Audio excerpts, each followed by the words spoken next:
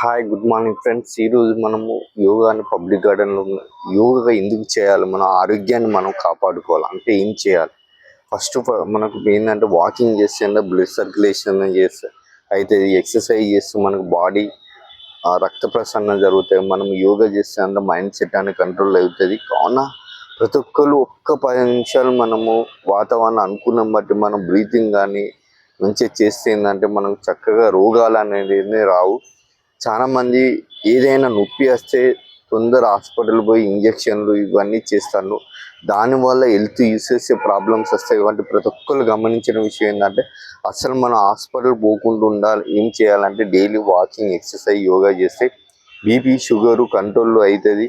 ఇంకొకటి ఏంటంటే జ్వరం వచ్చిందంటే చాలా మంది పోయి ఇంజక్షన్లు వేయించుకుంటే దానివల్ల మనకు బాడీ వీక్నెస్ అయ్యి చాలా ఇంకా రోగాల సమస్యలు పెరుగుతాయి. కాబట్టి ప్రతి ఒక్కరు యోగా చేయండి, ఆరోగ్యాన్ని కాపాడుకోవాలని మనస్ఫూర్తిగా కోరుకుంటాను. My name is Bhaskar, yoga master, public garden. Thank you.